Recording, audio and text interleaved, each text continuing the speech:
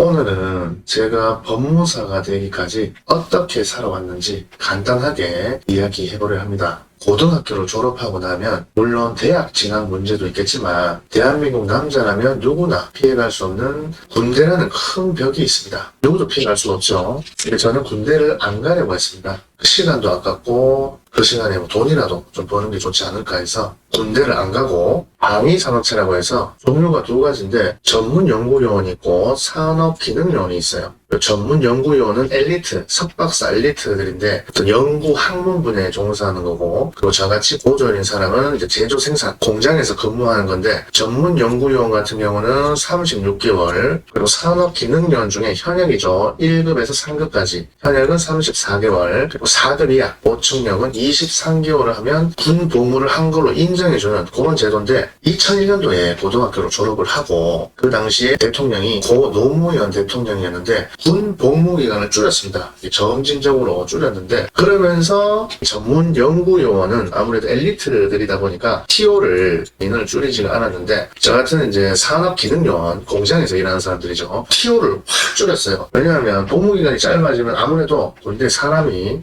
병력이 부족해지니까 산업기능요원을 확 줄였습니다. 제가 100군데 정도 지원서를 냈는데 거의 다 떨어졌습니다. 그렇게 시간이 계속 흘렀습니다. 원래는 2002년, 2003년에는 군대를 갔어야 했는데 친구들은 다 전역하고 저 혼자 변변한 직업도 없고 군대도 가야 되는 상황이고 집에 백도 없고 돈도 없고 진짜 갈 길 없는 한심한 사람이었습니다. 여자들이 완전 싫어하는 비전도 없고 미래도 없고 완전 찐따남. 저에게 있어서 군대는 정말 큰 벽이었어요. 가기는 가야 되는데 이제는 늦기도 늦었지만 당시에는 군대 생활 24개월이었어요. 2년을 해야 되는데 돈을 모아는 것도 없고 뭐 집안이 잘 사는 것도 아니고 아무것도 없는데 2년을 가려니까 진짜 막막하더라고요. 그렇게 알아보다가 이제 부사관이라는 걸 알게 됩니다. 복무기간은 4년으로 긴데 월급도 주고 자기가 열심히 하면 군 복무를 하면서 대학도 갈 수 있다. 그리고 당연히 군 복무도 끝나는 거고. 그래서 부사관으로 가기로 결심을 합니다. 장교는 대학교 2학년 이상이어야 그 자격이 됐고, 부사관은 저같이 고졸도 입대를 할 수 있었습니다. 달리기, 팔굽혀 펴기, 잇몸 일으키기, 그런 체력 테스트를 준비하기 위해서 계속 운동을 열심히 했죠. 필기시험도 있었던 것 같은데 아마 어렵진 않았습니다. 그렇게 2004년에 부모님과 친구들의 배웅을 받고 연산훈련소로 입대를 하게 됩니다. 거기서 신체 검사를 계속 받았던 것 같은데 3일째 되는 날 저녁에 사람을 부르는 거예요. 호명을 한다고 하죠. 호명된 사람들을 보니까 좀 뚱뚱하고 문신도 있고 딱 바로 하자가 있는, 저를 포함해서 하자가 있는 그런 사람들 부른 거예요. 그래서 알고 보니까 간 수치가 엄청 높은 거예요. 부사관 합격을 하고 나서 술을 엄청 마셨단 말이에요. 정말 많이 마셨단 말이에요. 이게 간 수치가 안 떨어지는 거예요. 일주일 동안 있으면서 계속 재봤는데 안 떨어지더라고요. 그래서 귀가 조치를 당하게 됩니다. 귀가 조치는 뭐냐 하면 집에 가라는 거죠. 이제 집에 가라. 몸이 안 좋으니까 집에 가서 요양을 하고 와라, 이런 뜻입니다. 가족, 친구 전부 인사를 하고 갔는데 집에 가라니까 얼마나 쪽팔리겠습니까. 그 대대적인 난리를 치고 왔는데, 그래서 술을 정말 입에도 안 대고 다시 준비를 합니다. 다시 운동을 해서 준비를 합니다. 그래서 2005년 1월 10일에 다시 논사훈련소로 입대를 합니다. 이때는 혼자 갔습니다. 한번 가봤기 때문에 혼자서 배움 없이 혼자서 갔습니다. 모든 군인들은 다 주특기가 있는데 저는 이제 보급이었어요. 병참병과였어요. 주특기가. 그때 뭔지도 모르고 일단 갔어요. 1월 10일에 입대해서 육군훈련소에서 4주 동안 일반 병사들이 받는 기초 군사훈련을 받고 부사관 학교로 넘어갑니다. 8주 동안 부사관이 되기 위한 또 군사교육을 받게 됩니다. 그래서 2005년 4월 15일에 초임하사 하사로 인간을 하게 되고, 그와 동시에 제가 근무할 부대를 배정을 받게 됩니다. 그래서 제가 배정받은 곳이 6953부대, 파주 시내에 있는 6953부대로 배정을 받게 돼요. 위치를 보시면 서울하고 굉장히 가까워요. 그래서 되게 좋았어요. 서울하고 가깝구나. 서울도 왔다 갔다 할 수 있겠구나. 휴가를 가도 얼마 안 걸리니까 좋은데 배정됐다 라고 생각을 했는데 착각이었습니다. 인사처가 있는데 인사처에 대기를 하고 있는데 어떤 다른 간부, 다른 부사관 선배죠. 중사였나? 그 선배가 와서 초임하사 또 신병 몇 명을 인솔을 해서 가더라고요. 데리고. 오톤트럭이라고 하는 건데 요 뒤에 사람들이 탑니다. 이게 얼마나 승차감이 좋냐면 방제턱 같은 거 넣으면 그대로 그 충격이 척추와 엉덩이로 바로 전해집니다. 승차감이 엄청 좋습니다. 그렇게 거의 1시간을 가더라고요. 북으로 계속 저는 포병대대에 배치를 받았는데 요즘에 하나에서 외국으로 수출을 많이 하는데 요 K9 자주포, 요 자주포는 최신형 자주포고요. 저는 K55 자주포라고 해서 구형이죠. 구형 자주포인데 비전문가가 보면 그놈이 그놈처럼 생겼습니다. 똑같이 생겼어요. 거의 외관은 비슷한데 성능에서는 엄청난 차이가 있다고 합니다. 제가 이 장비를 운영했던 건 아니고 장비가 잘 굴러갈 수 있도록 기름을 넣어주고 또 밥을 먹어야 전쟁을 할 거 아니에요. 식사를 갖다주고 이런 군사 물품들을 보급해주는 그런 보직이었습니다. 완전 오지로 배정을 받았습니다. 여기 고막사예요. 저희 고막사. 저기 뭐냐면 여기 독수리예요. 독수리인데 한겨울에 당직 근무를 쓰고 있었는데 수송부에서 보고가 들어왔습니다. 독수리가 떨어져 있다고. 그리고 독수리가 먹이가 없어서 밥을 못 먹어서 배가 고파서 떨어졌다더라고요. 그래서 그 조류협에 연락을 하고 이제 기념사진 하나 찍은 겁니다. 굉장히 오지죠. 엄청 오지입니다. 그리고 여기는 신막사. 군대생활 10년 했는데 이 개구리 전투복부터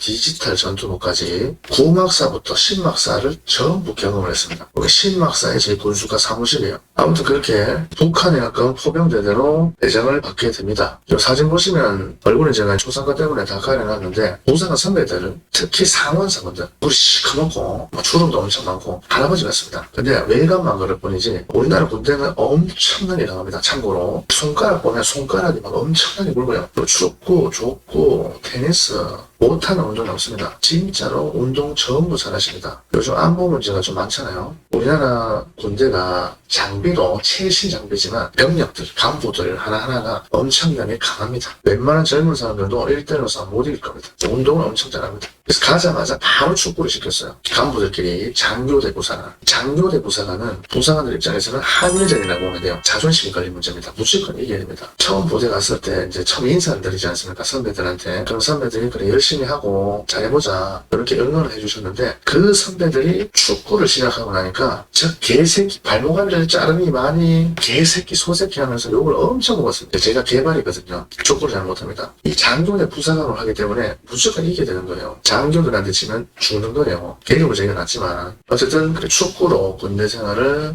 시작하게 되었습니다. 저는 대대 군수과로 배정이 됐는데 대대장을 보필하는 참모부서예요. 군수과장 대위가 있고 저같이 실무를 보는 부사관이 있고 행정병이 한 3-4명 정도 있는. 근데 제 자리에 있던 사람이 전임자가 없었어요. 전임자가 없어서 맨 땅에 헤딩을 했죠.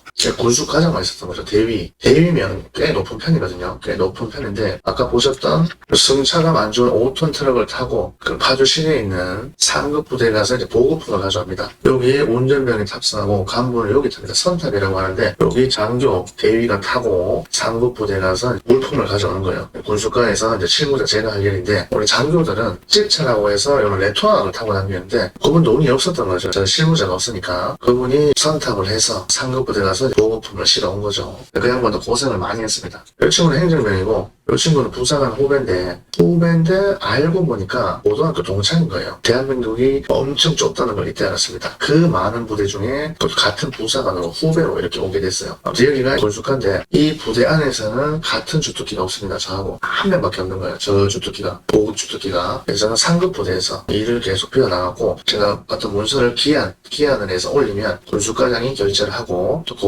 문서를 이제 대대장이 결제를 하고 그 결제 받은 걸 예하 부대로 이렇게 뿌려주죠. 뿌려주면 내가 계획한 대로 이렇게 밑에서 움직여주니까 굉장히 재밌었고 내가 혼자 하는 일은 그냥 내가 잘해서 하면 되지만 여러 부서, 여러 부대가 유기적으로 협조가 필요한 업무가 있습니다. 그런 일들을 탁탁탁탁 막히지 않게 일을 진행하려면 어떻게 해야 되는지 그런 거를 좀 많이 배웠던 것 같습니다. 저희는 의무 복무 기간이 이제 4년입니다. 저는 4년만 하고 전역을 하려고 했습니다. 장기 복무라고 했는데 이 장기 복무에 선발이 되면 크게 사고를 안 친 이상 정년까지, 통상 원사까지죠.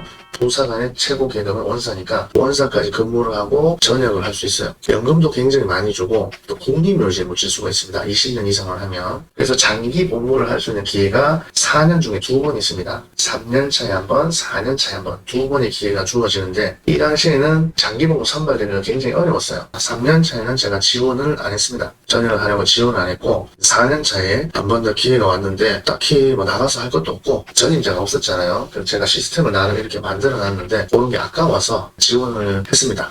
장기 복무를 지원한다고 다 되는 게 아니에요. 이 군대 생활을 잘해야 선발이 됩니다. 근데 저는 교육 성적이 좋았습니다. 부산학교 부사관 되기 위한 군사교육 성적이 214명 중에 22등. 그리고 저희 이제 병과 보급병과 병참병과 병참이에요. 병참병과 교육이 25명 중에 4등 5등. 교육 성적이 굉장히 좋았고, 그리고 군대 생활을 하면서 표창을 많이 받았습니다. 표창을 많이 받았어요. 이렇게 많이 받아서 장기 복무에 바로 선발이 됩니다. 그렇게 이제 군대 생활을 계속 했는데 마음 한켠에 사회로 나가고 싶은 어떤 욕망이 계속 있었어요. 2007년, 8년 요쯤에 세이노의 가르침을 알게 되었습니다. 지금은 이 책이 베스트셀러에도 오르고 그랬었는데, 그 당시에는 이제 한글판이 있었어요. 이 세이노님을 추종하는 어떤 다음 카페가 있었는데, 거기에 이 세이노님이 글을 쓴 거를 엮어놓은 파일이 있었어요. 어떻게 보면 지금 시대하고 안 맞다고 생각할 수도 있는데, 저는 이렇게 살려고 노력을 했었습니다. 그 세이노님을 추종하는 다음 카페 세이노의 가르치는 카페가 있어요. 요 이제 카페를 보면서 처음처럼이라는 분의 글을 보게 됐습니다. 이 분이 총각내 야채가게라고 아시는지 모르겠는데, 총각내 야채가게가 아마 드라마로도 제작이 됐던 걸로 알고 있는데, 근데 그 아무튼 대표가 뭐 어떻게 좀 이슈가 있어서 뭐 안 좋게 끝난 걸로 알고 있는데, 아무튼 여기서 일을 배우신 분인데, 다음 카페 가시면 이분의 글을 읽으시는데 엄청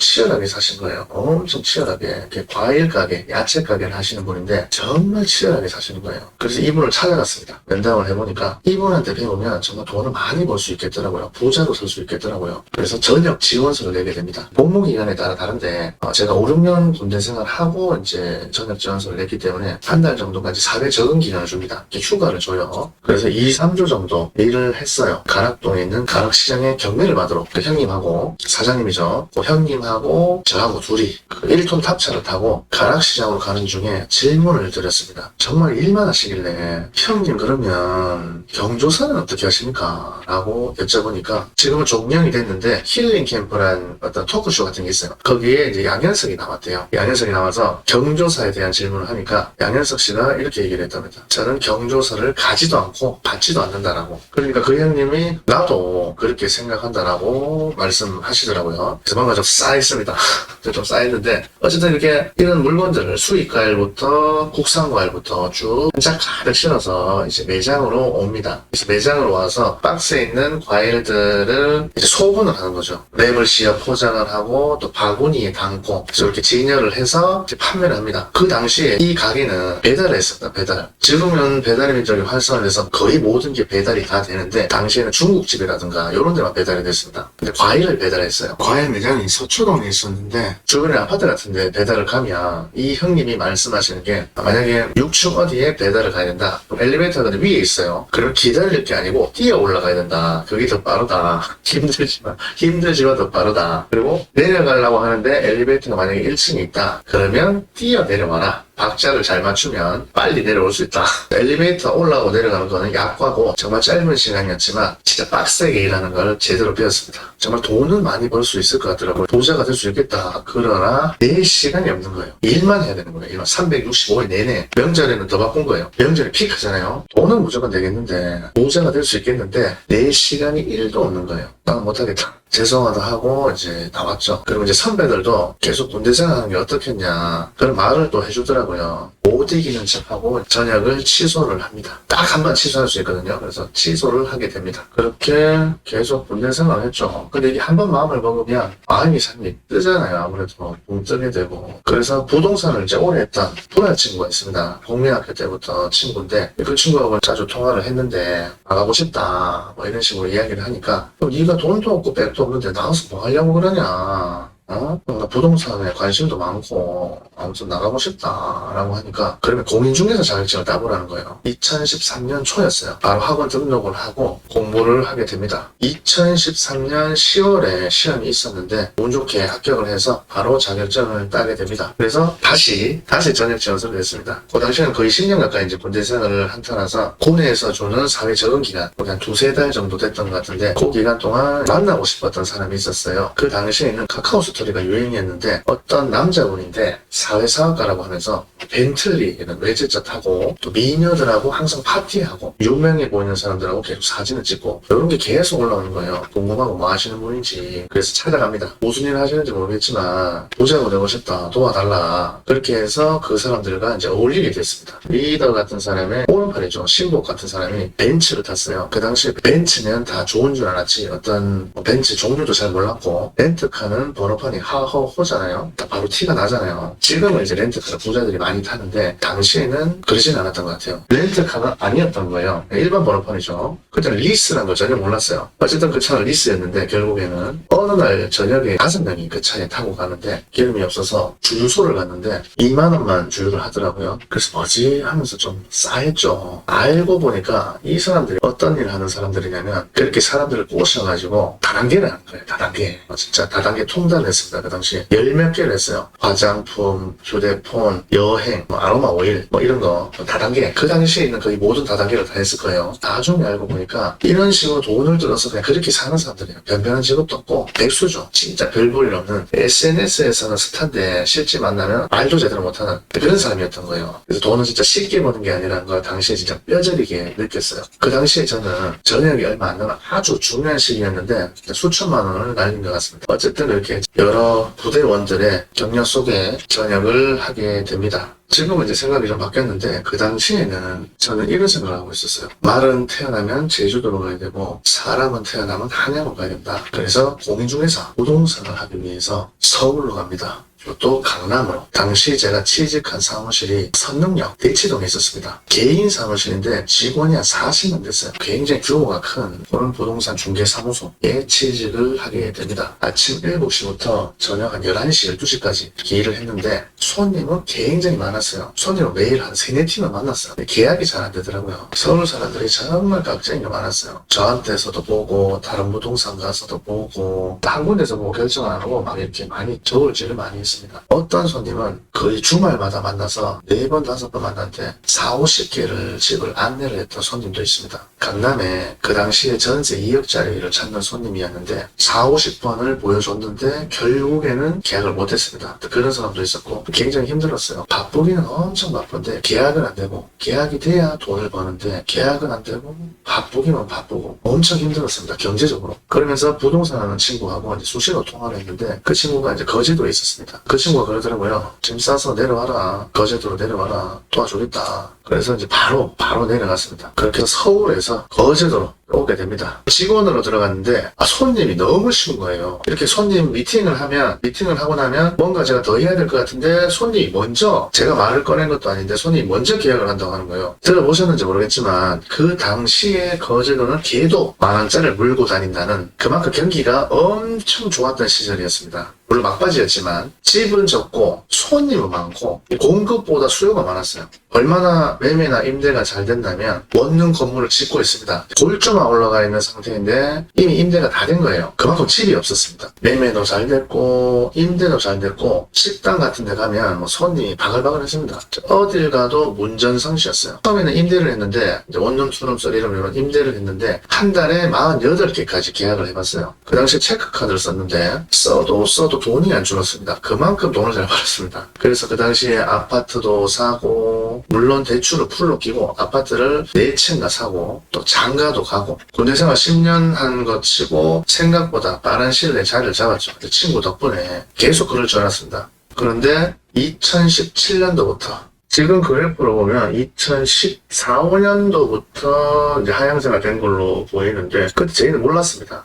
제가 느끼기에는 2017년도부터 조선업이 정말 불황이었습니다. 사람들은 계속 거제도를 떠났고 부동산도 한없이 내려갔습니다. 저는 그때 알았습니다. 부동산도 주식처럼 빨리 내려갈 수 있다는 걸. 아파트는 4채를 샀는데 연끌해서 그 당시에는 지금처럼 DSLR, LTV 그런 게 없고 담보만 보고 소득도 안 봤어요. 담보만 보고 매매가에 80% 이렇게 대출을 해줬기 때문에 대출받은 금액보다도 더 내려가는 거예요. 팔고 싶어도 못 파는 겁니다. 팔려면 내 돈을 줘야 되니까. 그렇다고 팔리는 것도 아니고 당연히 부동산 업도 안 되겠죠. 중개업도. 부동산이 안 되니까 다른 곳에 눈을 돌렸어요. 유채동산 경매라고 해서 왜 드라마나 영화 같은 데 보시면 이렇게 빨간 딱지 붙여놓은 거 보셨는지 모르겠는데 가전제품에 TV, 냉장고, 세탁기, 뭐 에어컨 이런 거 가전제품에 빨간 딱지를 붙입니다. 그래서 요 물건을 경매에 붙여요. 그래서 그 경매장에 가봤죠. 가보니까 돈이 되겠더라고요. 엄청 싸게 파니까. 부동산이 안 되니까 이 일을 해야 되겠다. 이 가전제품이 크다 보니까 가전제품을 옮기려면 트럭이 있어야 되잖아요. 트럭을 사게 됩니다. 그럼 리프트도 있고 이렇게 탑차라서 비도 안 맞아요. 가전제품 물에 취약하기 때문에.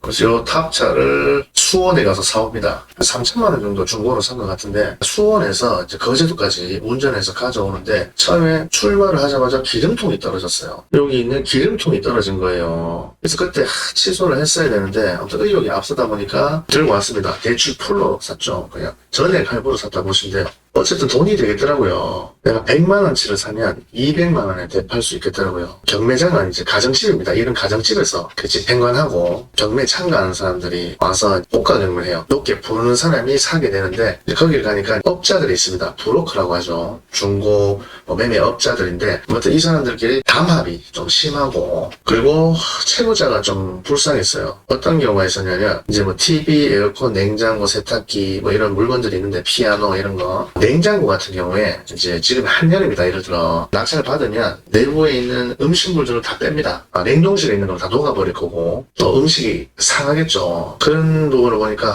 너무 불쌍하더라고요. 불쌍해서 저는 못하겠더라고요. 돈은 될 것 같은데 못하겠더라고요. 그래서 또 포기를 합니다. 포기를 하고 도저히 이제 버틸 수가 없는 거예요. 거의 제가 한 달에 한 1,500 이상씩 매월 나갔어요. 뭐 생활비 포함해서 이자하고 해서 1,500 이상씩 매월 나갔습니다. 거의 1년 이상 버텼어요. 도저히 답이 없더라고요. 옛날에 들어놓은 보험, 종신보험이 있었는데 정상적으로 죽으면 10억이 나왔고 자살을 해도 5억이 나왔어요. 좋은 보험이었죠. 옛날에 들은 보험. 그 당시에는 이제 와이프가 있었으니까 내가 죽어도 와이프는 먹고 살아야 될 거 아닙니까? 없는 남편 만나서 고생만 했는데 먹고 살아야 되니까 보험금으로 얘는 먹고 살면 되겠다. 나는 도저히 못 버티겠더라고요. 그래서 죽을 날 D-Day를 정합니다. 집에다 차를 두고 좋은 차는 아니지만 이것도 팔아서 쓰라고 차를 놔두고 현금 20만 원을 챙겨서 아침에 이제 출근하는 것처럼 나왔죠. 거제에 영화관이 한 개 있습니다. CGV가 한 개 있는데 영화를 한 편 보러 갔어요. 지금도 그 당시에 본 영화 제목을 제가 기억을 못합니다. 그만큼 이제 상황이 심각했습니다. 지금 웃으면서 얘기하지만 뭘 봤는지 어떤 영화를 봤는지 모르겠어요. 그래서 죽을 장소로 정한 장승포라는 곳으로 갑니다.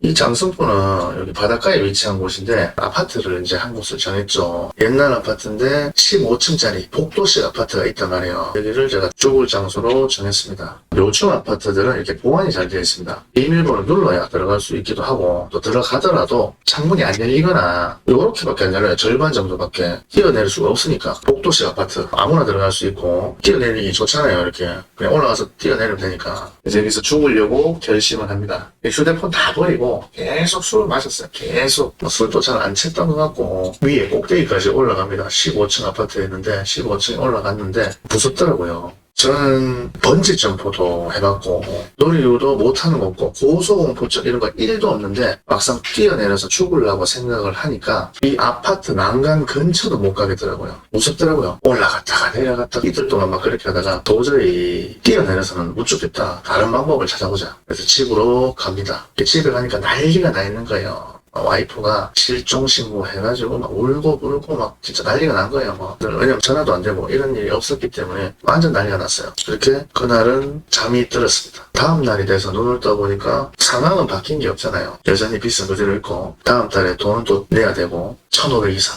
또 내야 돼요. 돈을. 바뀐 건 없어요. 그 당시 와이프가 저녁에 술을 한잔 먹자 하더라고요. 자포자기하는 심정으로 그동안 투자 실패 얘기 그런 말은 하지를 못했어요. 하지를 않았죠. 제가 나쁜 놈이죠. 아무튼 이제는 그냥 모든 걸 다 얘기했습니다. 어차피 다 나왔기 때문에 세상 살기를 포기했기 때문에 다 얘기했어요. 빚이 얼마고 한 달에 얼마가 들어가고 그렇게 얘기를 하니까 전 와이프가 한참 울더니 손을 딱 잡으면서 펑펑 울면서 그러면 같이 갚아보자. 같이 갚자 하더라고요. 그때 딱 뭔가 머리를 망치로 딱 때리는 느낌이 나더라고요. 내가 뭐라고 이 사람이 이렇게까지 얘기를 할까. 그래서 그때 이제 생각이 바뀌었습니다. 다시 살아야 되겠다. 다시 살아보자. 제가 처음 독립한 사무실이 여기입니다. 요 사무실이 한 7, 8평 되는데 돈이 없어서 다 뜯어내고 도색도 다 하고 밖에도 굉장히 여름하죠. 건물이 엄청 오래됐어요. 폭도 좁고 이 전면 폭도 좁고 아무튼 여기를 이 손수 다 제가 했습니다. 이 파티션 치고 도색하고 도배만 이제 사람 시키고 이렇게 만들어서 하다가 그 일이 있고 나서 집에 전화를 했습니다. 저희 어머님한테 돈을 좀 빌려달라고. 그러니까 어머니가 저희 집이 돈이 없어요. 대출을 받아서 돈을 빌려주셨어요. 아무 말도 안 하고. 그래서 이사를 갑니다. 요 사무실이었는데 여기가 시청 밑이에요. 사무실도 좀 컸어요. 이제 제 방도 생기고 이렇게 직원들 쓸 수 있는 책상도 좀 많았고 한 5군데 정도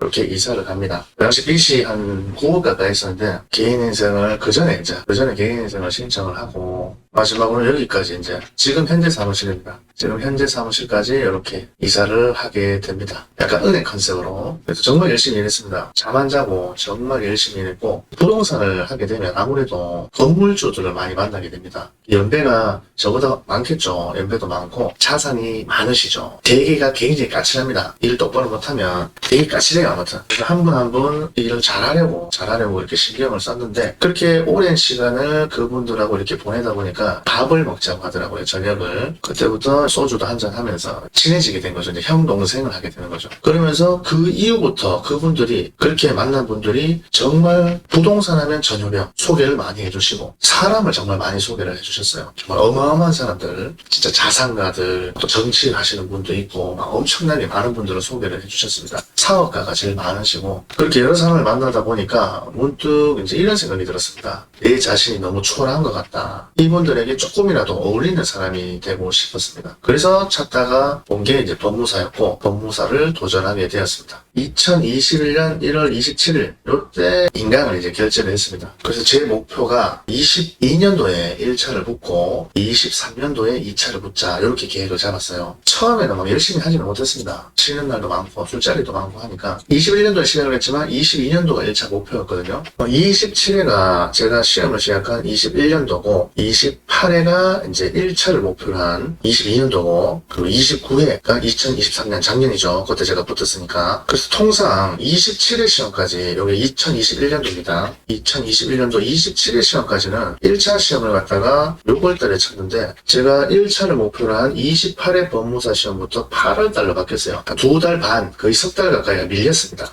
법원 행시하고 고급 시험이 아마 앞으로 당겨져서 법무사 시험이 2달 반에서 3달이 밀렸습니다. 저는 공부를 열심히 못했단 말이에요. 그 당시에. 그렇게 2-3달이 연기가 되니까 굉장히 좋았죠. 지금까지 열심히 못했으니까 지금부터라도 열심히 하라는 행운으로 생각을 했습니다. 21년도부터 공부를 시작하고 21년도에 시험은 치러 갔습니다. 그때는 시험을 쳤다기보다 그냥 연습 삼아 간 거죠. 구경하러 시험장 분위기도 보고 구경하러 갔습니다. 점수가 32점이죠. 여기는 이제 풀었다기보다 찍었다고 봐야죠. 그냥 분위기 파악만 하러 간 거니까요. 22년도에 제가 목표로 했던 1차 시험을 치르게 됩니다. 법시무라는 카페인데 박무각 법무사 그 학원에서 운영하는 카페고 합격 수기를 올렸는데 요 2개를 오전에 치고 요 2개를 오후에 치는데 시간 분배를 못해서 이 50점이잖아요. 50점. 그래서 마음을 많이 졸였었습니다. 결과적으로는 합격을 했는데 그래서 1교시에 총 4과목을 치는데 헌법을 보는데 첫 문제부터 완전 처음 보는 문제하고 지문이 나오니까 당황을 한 거죠. 두 번째 문제도 마찬가지고 처음 보는 문제들이 나온 거예요. 그래서 다른 과목으로 넘어갑니다. 상법으로. 근데 상법도 마찬가지 처음 보는 문제가 나오는 거예요. 민법도 마찬가지. 또 가족관계 등록법도 마찬가지. 그래서 멘붕이 났죠. 멘붕 나서 시간을 다 잡아먹고 민법이 점수가 제일 많고 상법, 헌법, 가족관계법으로 이제 점수가 많은데 민법부터 풀어야 되는데 저는 제일 점수가 작은 가족관계법부터 풀어버립니다. 그러니까 시간이 없죠. 100문제를 120분 안에 풀어야 되거든요. 38문제를 찍었죠. 정말 진짜 스피드하게 완전 찍었죠. 그래서 답안지에 표시를 못하니까 답답했던 거죠. 이제 합격 결과를 기다리면서 1교시가 이제 망하고 줄담배를 한 10가지 정도 폈습니다. 공부 내용을 아는 것도 중요하지만 시간 내 푸는 것도 실력이란 말이에요. 그 연습을 못한 게 너무 안타까운 거예요. 점심 먹고 2교시인데 그래도 해보자고 해서 끝까지 시험을 쳤습니다. 그리고 2교시에는 만약에 문제를 읽고 답이라 생각되면 뒤에 지문을 아예 보지도 않고 바로바로 넘어갔죠. 바로바로. 그러니까 시간이 3분에서 5분 정도 남더라고요. 하더라고요. 이교시 나름 선방을 해서 결과적으로 합격을 하게 됩니다. 그리고 요해 28회 2022년도에요. 28회 2차 시험에 구경하러 갔습니다. 작년과 마찬가지로 시험장 분위기 파악하러 구경을 하러 갔는데 정말 신기한 게 시험 시작을 알리는 종이 치자마자 계속 쓰더라고요. 정말 모든 분들이 2차 시험 답안지가 작은 양이 아닙니다. A3 용지인데 앞면이 A4 2장, 뒷면도 A4가 2장, 총 A4가 넉 장이에요. 이렇게 양이 많은데 계속 쓰던 어떤 분은 추가 답안지까지 달라고 해서 계속 쓰더라고요. 그걸 보면서 와, 나도 저렇게 쓸 수 있을까? 이런 의문이 들었습니다. 정말 신기했습니다. 그리고 시험지는 백지를 제출합니다. 왜냐하면 내년에 실제 제가 시험을 칠 때 혹시 채점자가 작년에 엉망으로 썼던 제 이름을 알아서 기분 나쁘다고 확 꺼버릴까봐 아예 백지를 냈습니다. 그게 예의라고 생각했습니다. 그렇게 공부를 하는 와중에 아주 희소식이 들립니다. 법원행시 법무사 시험의 논문형 시험 2차 시험이요. 여기에 제공되는 시험용 법전을 한글 법전으로 변경하여 제공한다는 이런 희소식이 들립니다. 2차 시험에는 이제 한글 법전을 줍니다. 그러면 이제 암기량을 확 줄일 수가 있는데 기존에는 어떤 법전이었냐면 한문이요. 한문. 물론 한글도 섞여 있어요. 가 아직 하기 전에는 의와 을 할 수 있다. 이게 전부 한문이란 말이에요. 이거 읽을 수가 없어요. 법학 공부하기도 어려운데 이 한문까지 공부를 해야 되는 거예요. 암기를 해야 되는 거죠. 형법은 전부 한문이었습니다. 변호사 시험은 2021년도부터 한글 법전으로 바뀌었단 말이에요. 근데 우리가 늦었어요. 2023년 제가 목표로 한 2023년 29회 시험부터 한글 법전으로 바뀐 거예요. 용어를 좀 정리를 해드리면 그 해에 1차 시험을 합격하고 같은 해에 2차 시험을 보는 것을 동차라고 합니다. 그래서 동차, 생동차 이렇게 얘기를 하고 그리고 그 해에 1차 시험을 합격을 하고 내년에는 1차 시험 면제가 돼요. 작년에 1차 시험에 합격한 사람은 그럼 내년에 2차 시험을 보는 것을 기득권이라고 합니다. 그리고 또 떨어져서 그 다음 해에 1, 2차를 같이 보는 걸 뭐 대동차 뭐 이런 식으로 하고 아무튼 이게 뭐 용어예요. 용어인데 한글 법전이 29회 2023년도에 바뀌었잖아요. 그럼 저는 2023년도에 시험을 치는 기득권이란 말이에요. 아무래도 동창인 사람 그러니까 2023년도에 1차를 시작한 사람보다는 제가 공부를 훨씬 많이 했겠죠. 기득권에게 훨씬 유리하잖아요. 한글 법전이 한문 법전으로 바뀐 건 와 진짜 내가 법무사가 되라는 하늘의 계시인가 보다 라고 생각을 했었습니다. 어쨌든 암기의 부담이 확 주니까 신나서 정말 열심히 했습니다. 2차 시험은 학원에서 진도를 나갈 때 모의고사를 칩니다. 계속 모의고사를 쳐요. 모의고사를 실전처럼 칩니다. 학원에서 문제를 내주면 답안을 써서 사진을 찍어서 이제 업로드를 해주면 학원에 채점자분이 채점을 해줘요. 이렇게. 그리고 저는 이 모의고사를 칠 때마다 응시번호하고 성명란에 실제 제 응시번호를 적었습니다. 이렇게. 실제 제 응시번호거든요. 그리고 29회 전효병 법무사라고 이렇게 계속 썼어요. 모의고사 칠 때마다 답안지에다가 시크릿 효과 뭐 그런 것처럼 아무튼 계속 썼어요. 2차 시험이 2023년 11월 3일 4일 이틀 동안 친단 말이에요. 경기도 고양시에서 치는데 저는 전날에 갔습니다. 2일에 고양시에 가서 숙소를 잡고 숙소에서도 계속 공부를 했습니다. 계속 공부를 하고 시험장 개방을 오전 8시쯤에 개방을 하는데 시험장을 개방하자마자 시험장을 들어가서 또 계속 공부를 해요. 첫째 날 시험이 끝나고 바로 숙소로 와서 밥을 먹고 바로 잤어요. 바로 자고 12시에 일어나서 또 시험 칠 때까지 시험장 갈 때까지 계속 공부를 했습니다. 막상 공부를 하고 시험장에 가니까 작년에 제가 구경을 갔었잖아요. 2차 시험장에 계속 답안지에 글을 쓰는 게 신기했는데 저도 공부를 하고 가니까 저도 그렇게 쓰고 있더라고요. 정말 매 시험 종 칠 때까지 계속 썼던 것 같습니다. 손이 진짜 아플 정도로 손이 마비가 될 정도로 그렇게 썼던 것 같아요. 그렇게 시험을 다 치고 합격자 발표가 올해 2월 1일입니다. 시험 치고 요 갭이 석 달입니다. 석 달. 이 석 달 동안 정말 시간이 안 가더라고요. 너무너무 불안하고 조금 더 열심히 할 걸 하는 후회도 많이 되고 그 석 달 동안 정말 지옥 같은 시간이었습니다. 정말 힘든 시간이었습니다. 지금 와서 돌아보니까 그 시간도 어떤 시험의 한 과정인 것 같아요. 그렇게 힘들지만 막상 합격자 발표가 나오고 나서는 정말 시간이 너무 빨리 갑니다. 2월 1일에 합격자 발표가 나오고 설명절이 있었습니다. 설명절 쉬고 나서 2월 10일부터 바로 연수교육을 하게 돼요. 법무사 연수교육. 거의 한 달을 합니다. 한 달. 그 다음에는 실무 수습. 실제 법무사 사무실 병실에 가서 실무 수술을 하는데 정말 이때까지 시간이 너무 빨리 지나갔어요. 연수교육 가기 전에는 축하 인사들 많이 듣고 술자리도 많이 하죠. 그 명절에도 근위 환영을 해줘. 근위 환영. 합격을 해서 갔으니까. 제 본가가 대구인데 수험 기간 동안은 집에 가질 않았단 말이에요. 근데 합격하고 나서 정말 설명절에는 근위 환영을 했죠. 정말 시간이 엄청나게 빨리 지나갑니다. 연수교육 때는 또 동기분들하고 술을 굉장히 많이 먹고 정말 시간이 빨리 지나갑니다. 5월 10일에 실무 수술까지 끝나고 제가 5월 16일에 개업을 합니다. 법무사로서 5월 6, 7, 8, 9, 10, 오늘이 10월 21일이에요. 이제 5개월 정도, 5개월밖에 안 됐지만 법무사로서 겸업을 해보니까 정말 돈도 많이 벌 수 있지만 어려운 일, 이 법이라는 게 어렵잖아요. 이 어려운 사람들한테 도움도 줄 수 있고 또 어떤 개인 희생이라든가 이런 거는 정말 빚에 힘든 사람, 저도 희생을 했는데 정말 빚에 힘든 사람을 정말 도와줄 수도 있고 돈도 벌고 도와줄 수도 있고 여러 가지 어떤 좋은 점이 많더라고요. 그리고 제가 공인중개사를 10년을 했는데 공인중개사는 제가 10년 근무하는 동안 중개보수 수수료를 한 번도 올린 적이 없습니다. 내려가기만 내려갔지. 얼마 전에 2024년 9월 12일에 법무사 보수가 인상이 됐어요. 공인중개사가 전국에 10한 2, 3만 명이 있을 거예요. 법무사는 7,700명, 8,000명이 안 됩니다. 머릿수가 작아요. 보수를 인상시킬 수 있는 대단한 단체라는 걸 이번에 확실하게 깨달았고요. 얼마 전에 흑백요리사랑 프로그램을 봤는데 그 나폴리 마피아 권성준 씨가 우승을 했습니다. 솔직히 결승전에서 우승자를 발표한 다음에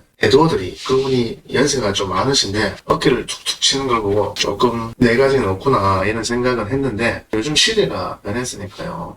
MZ세대라고 생각을 하고 그걸 얘기하고 싶은 게 아니고 권성준 씨가 우승 소감을 발표하면서 이런 말을 했습니다. 10년 동안 주방과 집만 왔다 갔다 했다 하더라고요. 그렇게 오로지 한 가지 요리에만 집중을 해서 노력을 했다는 거겠죠. 그분하고는 제가 비교 자체가 안 되겠지만 노력이란 거는 그렇게 해야 된다고 생각을 합니다. 시험도 마찬가지나 생각을 하고요. 그렇게 노력을 한다면 누구나 할 수 있다고 생각합니다. 전문직 커뮤니티 게시판에 가면 변호사가 1년에 몇천 명이 나오고 전문직이 어떻고 지금은 무한경쟁 시대고 레드오션이라서 노력에 비해 돈도 못 번다 이런 사람들이 많은데 그걸 못 믿는 자격증 따고 하는 게 맞지 않을까 생각합니다. 어떤 자격증이든 자격증만 갖고 성공할 수 있는 시대는 끝난 게 맞다고 생각합니다. 그러나 그 자격증을 어떻게 활용하는지는 그 개개인의 역량이고 노력이라고 생각을 합니다. 찍다 보니까 분량 조절이 안 됐습니다. 굉장히 길어진 것 같은데 긴 영상 끝까지 봐주셔서 감사합니다. 그리고 혹시나 궁금하신 분이 계실까봐 말씀드리면 스터디 위드미를 제가 며칠 해봤는데 이 스터디 위드미를 하니까 구독자분이 한 200명이 줄었습니다. 스터디 위드미는 싫어하시는 걸로 알고 공부는 혼자 하는 걸로 그냥 조용히 하는 걸로 그렇게 하고요. 대신에 유익한 정보로 자주 정말로 자주 찾아뵙도록 하겠습니다. 자 여기까지입니다. 감사합니다.